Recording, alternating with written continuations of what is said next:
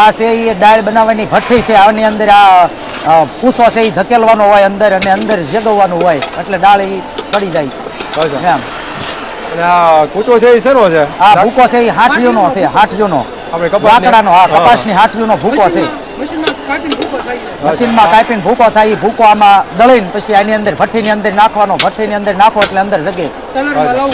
પૂનમને દિવસે આટલી કેટલી ગાહડી આમાં ભૂસાની સાથે? પૂનમને દિવસે આમાં ગાહડી 35 થી 40 ગાહડી બે ભઠ્ઠીમાંથી જોવે. ખાલી દાળ શાકમાં જ? દાળ શાકમાંથી.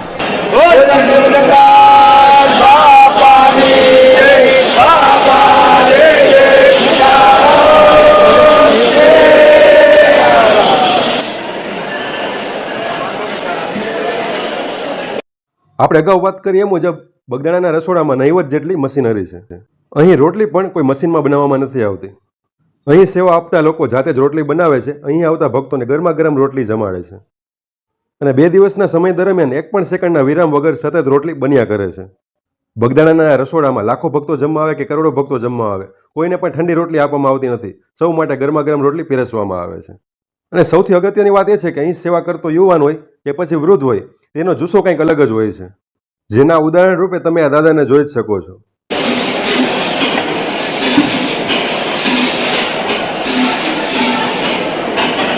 અહીંનો સુપરવાઇઝર છું રસોડાનો. આજથી કાલે ગુરુ પૂનમના હોવાથી અગાઉ સ્વયંસેવકો બોલાવેલા કામમાં આજથી 8 દિવસથી કામ ચાલુ છે.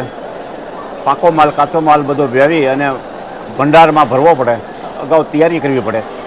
જે મંડળો અહીંયા સેવા આપી દે છે પોતપોતાની રીતે સેવા આપે છે.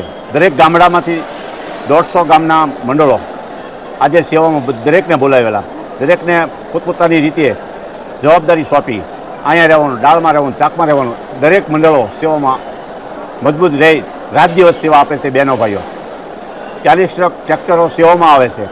પોતપોતાની રીતે બધામાં ગોઠવાઈ જાય ટ્રેક્ટરો, જ્યાં જગ્યાએ મૂકવું પડે પાર્કિંગમાં, કોઈ પણ વ્યવસ્થા, બધી વ્યવસ્થામાં સમક્ષા ગૃહાશ્રમ બગદાણા કરી રહી છે. ફૂલ વિડીયોઝ જોવા માટે અત્યારે સબસ્ક્રાઇબ કરો અમારી ચેનલ ગુજરાત દર્શન, અથવા વિડીયોની લિંક માટે કમેન્ટમાં લખો ફૂલ વિડીયો.